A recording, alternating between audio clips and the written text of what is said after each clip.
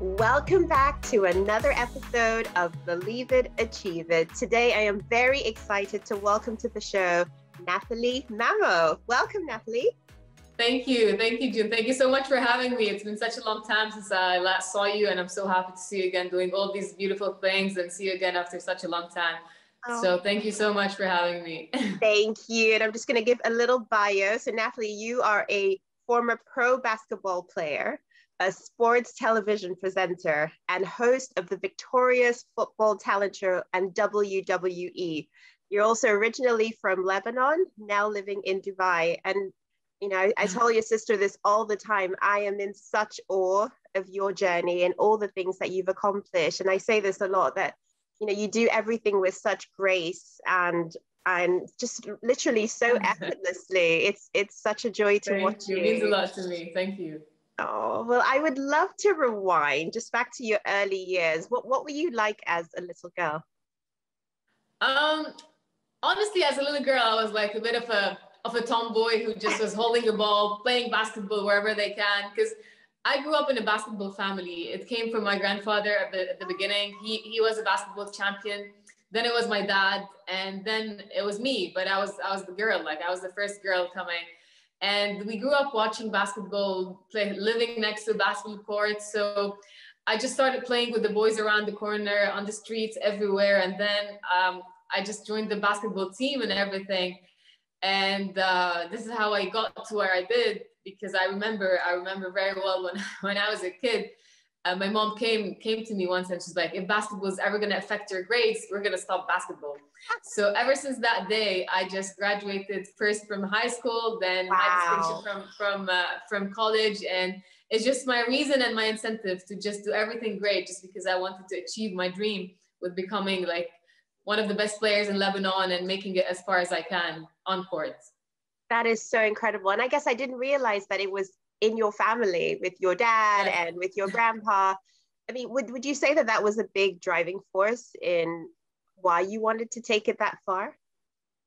Of course, yeah. I had them as examples in my family, but if you want to ask me about who supported me the most, of course they played a very big role, because I grew up watching videos and everything. But I can't forget the role that my mother played, because she was the one driving me to practice every single day of my life and picking me up until I turned 18 and was able to drive. Also, my grandmother, who never missed a game, my sister. So the entire family was very much supportive of my career and of everything I've done. And, you know, by the end of the day, the family support means a lot, but it's how bad you want something and how bad you want to make it happen, because it requires a lot of sacrifice, a lot of things. Like, I remember growing up saying no to a lot of things in my life, like no to a lot of outings, no to a lot of plans, no to my friends, just because I had practice, just because I had to sacrifice so much to just make it to a high level in whatever I wanted to achieve. But no regrets whatsoever. It was one of the most beautiful journeys in my life, and it got me to where I am today. That is so important. What you touched on as well, just the role of the mother.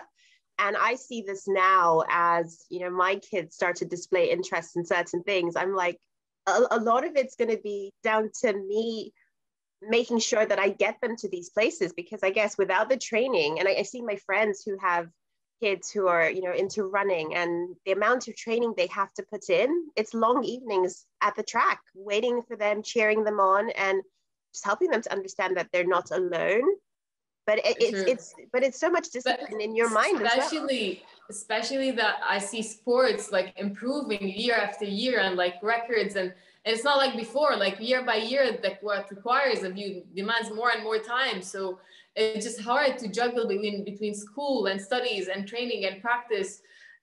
So yeah, the role of the parents is just very big in this, especially the mom.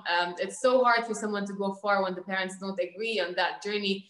And especially when you're a country where you cannot really go professional in sports. Because some countries you can live out of this, but some other countries you can't. And it just makes it even harder to just like follow your dreams of becoming like a basketball or football player. But thank God, like personally, I knew how to manage both, and like I took what I wanted out of the court, and then I like followed another path in life. I love that. What did your friends make of it while you were sort of playing and navigating both worlds? Were they like, oh my goodness, look at Nat, she's a star?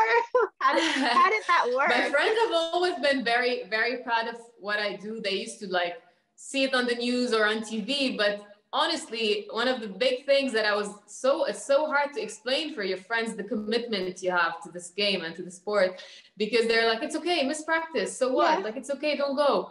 And I'm like, no, it doesn't go this way. Like, I can't not go. I can't miss practice. So that was the hardest thing, to always having to explain, whether, like, even if you have a boyfriend in your life, he was just jealous of the game, like, because it comes first. And it's so important to also be with someone who understands how much time it requires and sacrifice. And so, yeah, it's just to become a professional in anything in life, it just requires a lot of teammates that are silent behind the scene. You know, it's just not a one game, one type of person, like a game or something. Like, it's a whole team behind the scenes as well. That's such a good point. What were some of the highlights? I mean, you played for Lebanon, didn't you? Yeah, I was the youngest player to ever play for the national team. I was 13 when I was chosen to be part of the national team in Lebanon. So I was playing at the same time for the women's national team and the under-18 national team at the same time. Wow. It's such an honor to be able to wear the jersey, like, of the country, and like to travel with the team and go everywhere. It's just a human experience before being anything else. Like, you get to live things differently.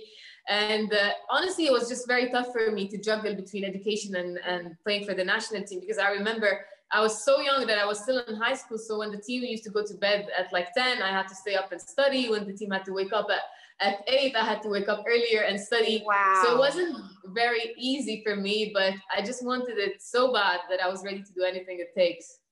Did you have a tutor while you were traveling? How did that work for you?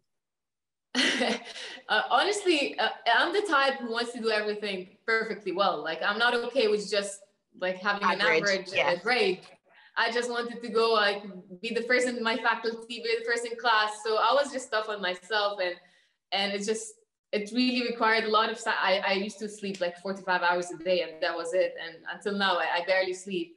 But no regrets, because it shapes you. It just, you build a certain discipline in you that you take with you off court, you take it with you in life, you apply it to anything you do in the future. Like, I believe that thankfully I made it far in my professional career because I had this during my childhood, because I grew up knowing how to manage this between basketball and school. So there's a certain discipline that you learn from this, and you take it with you for your entire life. So true. Were you ever tempted to manage a team, or sort of take it to the next level and sort of coach others? Of course, yeah. I was chosen actually by the Ministry of Youth at some point in Lebanon to manage the under-18 national team, with whom we won the Arab Games back then. Wow. And then I had this like ambition to have my own team, my own academy, and actually I did do that. So I do have an academy in Lebanon for basketball and everything. But then I had to move to Dubai, as you mentioned earlier, and I had to be just less involved. But of course, there's always a plan to do much more. I always say, like, we have to play it forward, or like, pay it forward. So yeah, I always had this in the back of my mind to just do more for this sport, and especially in the region here in Dubai or the GCC and the Arab countries, there's room to improve that and to push women and girls to be more involved in sports, and like try to take it more seriously, because honestly, at some point, it was not common to see women basketball or women doing any kind of sports. And like today, you see that in Saudi Arabia, there's a girls and a women's league, which like makes me feel so happy, because they've come so far now. So yeah, it's always a plan to just do more and more, especially in this region. I mean, you touched on something that I was going to ask you about. Is there an equivalent to the Michael Jordan in the female basketball? Who did you aspire to be like, sort of in that professional world? I grew up like watching WNBA, and like these were the girls that I looked up to. But there were like a lot of amazing basketball players that I had the chance to play with and like shared the team with, and some of them made it far. Like I will name a girl who's called like Rebecca Al. She was the first Lebanese to play as a foreigner in a Greek league.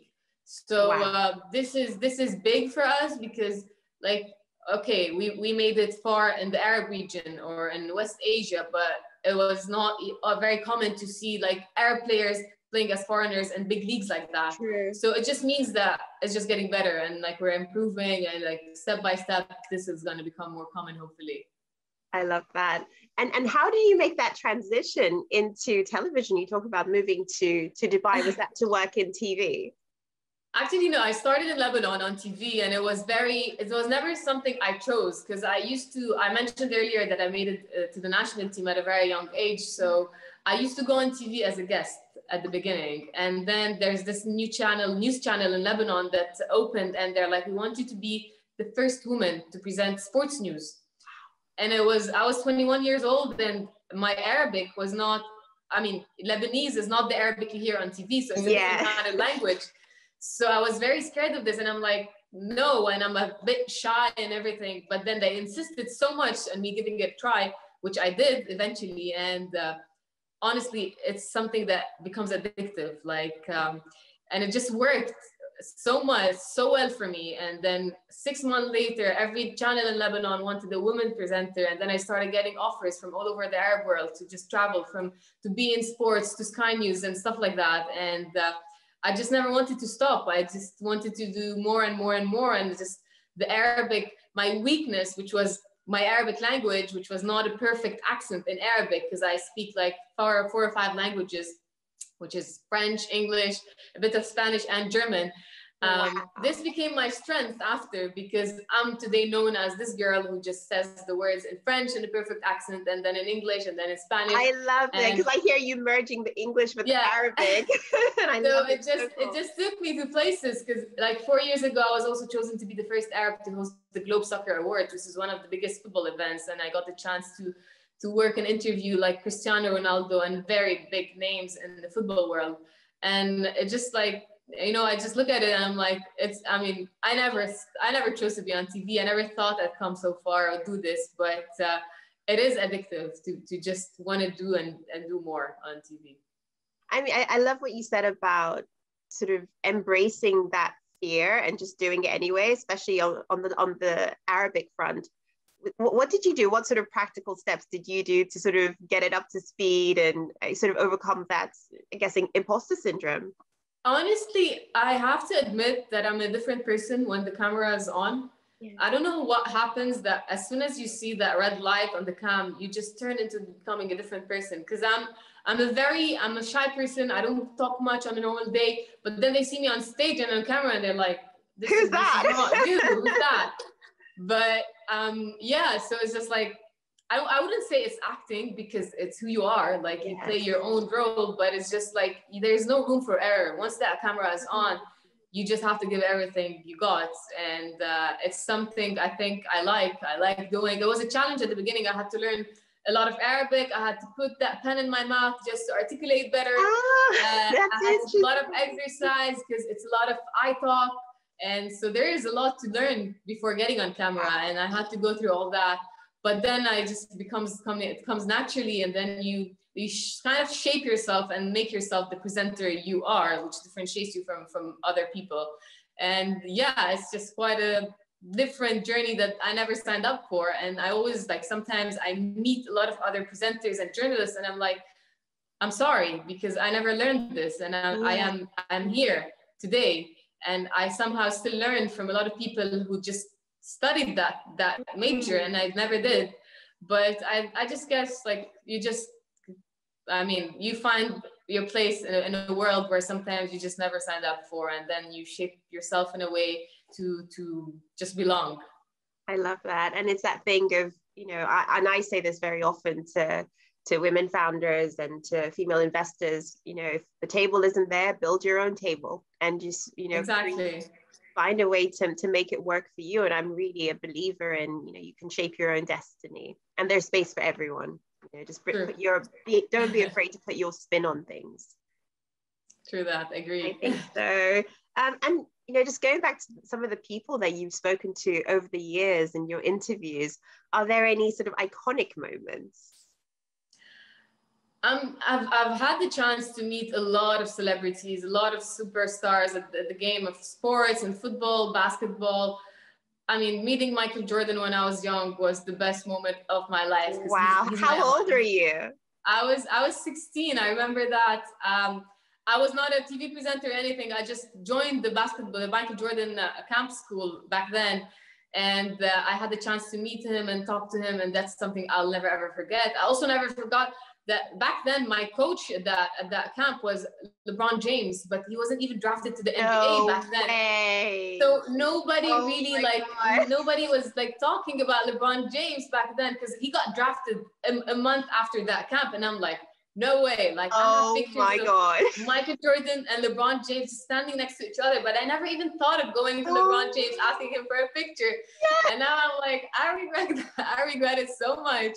But at least I had the chance to talk to him, play with him, because he was just there throughout the entire camp. Yeah, it was in Santa Barbara. Wow. That is incredible. I mean, but I mean, that was one of the moments that I'll never forget. As a TV presenter, something happened like recently in December. I was hosting the Globe Soccer Awards, and it was so cold because it had to happen outdoors because of the pandemic. Yeah. And I was freezing because I was wearing this long dress and it was so cold. That dress is gorgeous.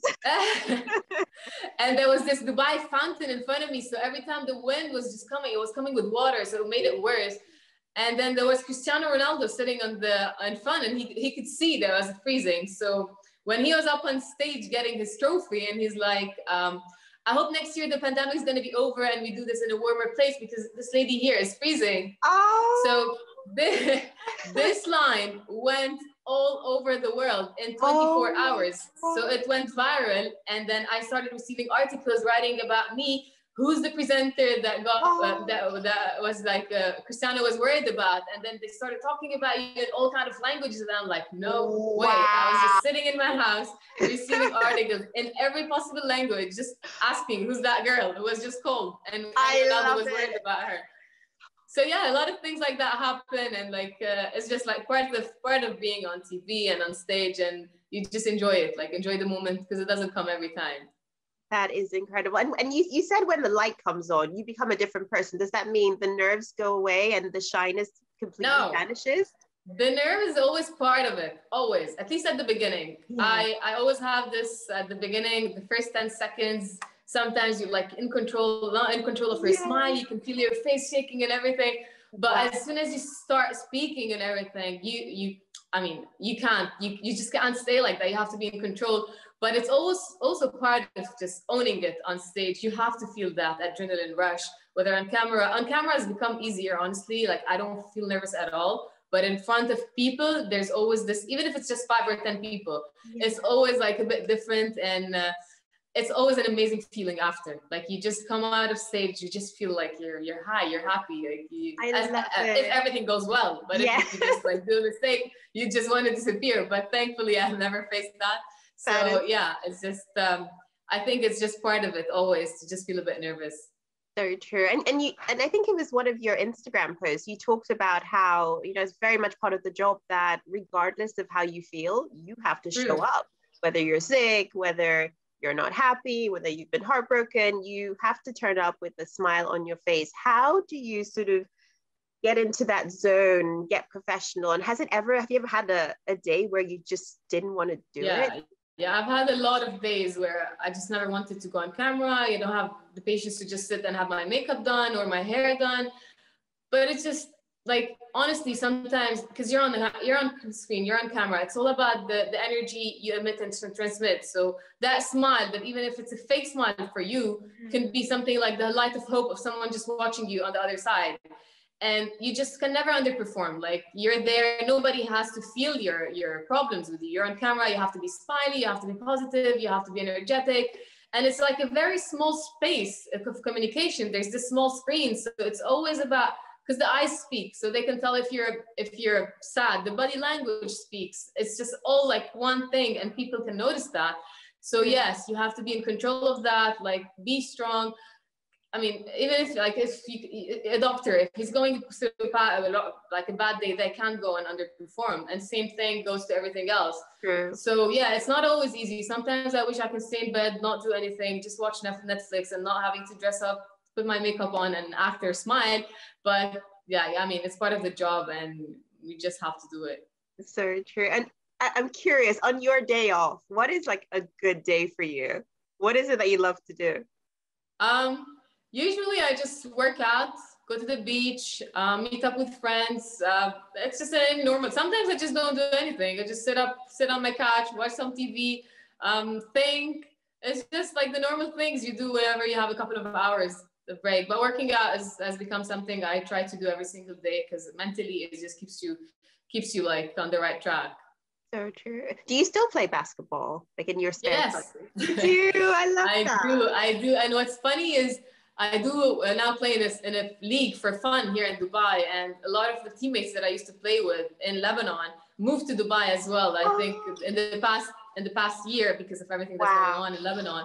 So we're playing together again, but it's just in a different level and different league. So it's just fun to just go back and remember the good old days and everything. So yeah, I just play for fun because I always say that no matter where I go in my life, I am who I am because of this game. And whenever I have the chance to go back on court, I just want to go back on court. Oh, that's so beautiful. And you sort of, operated in a very male-dominated world, whether it be sort of on the basketball field, but also in sports presenting. You mentioned you're the first woman. How would you say men have been allies to you on your journey, and how can we get more girls into? I know this is something you're very passionate about. Yeah, I have to admit at the beginning, it wasn't very common to see women speaking about sports on TV. So it was a very big challenge for me because at least here in the region, when they see a woman speaking about, I mean, not recently, but before when I started, because I started 10 years ago, they directly doubt your credibility when you speak about sports, just because you're a woman. And on TV, you have 30 seconds to just prove your worth, not more, because they'll just switch a channel. So it just took so much to just, personally, I think it shows that I'm passionate about sports. And when I speak about sports, like you can tell when somebody really is talking or reading. So I think I had this advantage to like let people feel that I know what I'm talking about, because I'm one of the few presenters who present sports who was an athlete at some point. But yeah, credibility was something so hard to achieve in the eyes of men in the region, especially when you talk about football. Like, exactly. They're just going to come and say, why am I going to listen to a woman? She doesn't know anything. So, but bit by bit, we started seeing more women on TV, more women talking sports. And I believe that there is no position in this world that a woman cannot be doing. And I think the mentality is starting to change. It also depends on how or where you grow up. If you're surrounded, if you're a man, you have a sister, or you had the proper education at home. I don't think this is how they view women anymore. And I'm very happy to see that at least in the region here, in the Arab world, this is starting to change. And this also, like, I'd be looking back and I'm like, I'm happy. I was once the first to present women's sports, and now there are a lot of girls doing that. A lot of girls who text me asking, we want to do that, we want to become that. So yeah, I guess today, like, a lot of women just understand more sports than a lot of other men. So I love it. And to smile about. And you're a role model. I guess you really paved the way and allowed them to view themselves in that light. Just hadn't been done. I think that's why I really wanted to talk to you, because that's really key. And when you're in that position of power and you have that platform, I love that you've constantly paid it forward and brought others on that journey with you. Yeah, of course. I mean, there was no use of me if I just wanted to do this and not just be a role model, like keep my footsteps for other people to follow. But it's just nice to see that a lot of women are interested today in sports, and they watch sports, they play sports. I'm sure social media has helped a lot because it just brought people together, and they just say, if she can do it, then I can do it. So if they can say that because of me, then I'd be very happy with everything I've done. That is so beautiful. So I asked your sister to describe you, and this is what she said. She Wow, says, okay. You want to make me cry. Okay. oh no, she's so, you know, Steph absolutely adores you, and I'm sure you know this. She says, Nat is strong yet sensitive. She's someone who's extremely giving, both professionally and on a personal level. Always there for others. She would literally move mountains for her family and friends.